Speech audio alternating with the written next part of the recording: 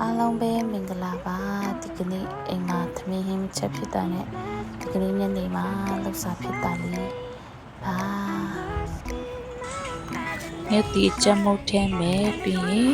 ချက်သွန်နီလေးထဲမယ်ကော်ပီတုတ်တယ်ပပလီထားတာကိုထဲမယ်ပြီးရင်စီချက်ဆော့လေးထဲမယ်နောက်ပြီးရင်ကစီချက်စနွေးနဲ့စီချက်တက်ထားတာလေးကိုထည့်မယ်ပြီးရင်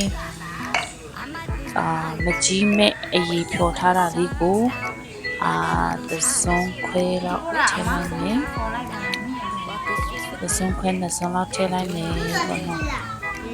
ပြီးရင်အချိုမုတ်လေးထည့်မယ်စားနေနည်းနည်းထည့်မယ်ဘာလို့လဲစုံစမ်းပြရည်လေးထည့်အောင်မယ်ဆိုတော့ငန်တော့မှဆိုလို့ပေါ့နော်ဒီနေ့အိမ်မှာသမီးချက်ဖြစ်တာနဲ့နန်းကြီးတုပ်လေးလှုပ်ဆောင်ဖြစ်တာလေးကိုလုပ်ပြတာပါအဲ့ဒါပြီးရင်ပဲမုတ်အကျက်မုတ်လေးထည့်မယ်ပြီးရင်နယ်လို့ရပါပြီနယ်မယ်ဆိုရင်နယ်လိုက်ပြီဆိုရင်အရတာအရန်ကောင်းတဲ့နန်းကြီးတုပ်လေးတစ်ခွက်ရပါပြီရှင်အမေကြောင့်ဝါကြပါကလေးတွေလည်းအကြိုက်သူတို့ကျတော့ငင်းတီးတွေပါညာတွေမထည့်ထားပေးစီချက်လေးပဲမုတ်လေးနဲ့တုပ်တွေအရန်ကြိုက်တော့နောက်ပြီးအရန်ကြိုက်အမကြီးလဲရဆိုရင်တော့အမြဲတမ်းပါပဲလုံးကောင်းအဖေကြီးလည်းအာရပါရဆွဲနေပါလေအဖေလည်းအာရပါရဆွဲပါတယ်အရင်ဆောင်းကောင်းအမဝတ်တုံးမအိမ်မှာ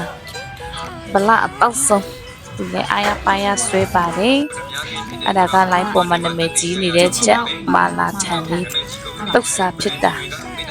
လမ်းကြီးတုံးနဲ့ချက်မာလာထန်လေးလှုပ်စာဖြစ်ပါတယ်နောက်ပြီးတော့မလေးကီစီအမကြီးကတော့ကိုချက်ကိုကောင်းအဖွဲကပါအဲ့ဒါကကျမရဲ့ပကဖြစ်ပါတယ်ညီမအငယ်မ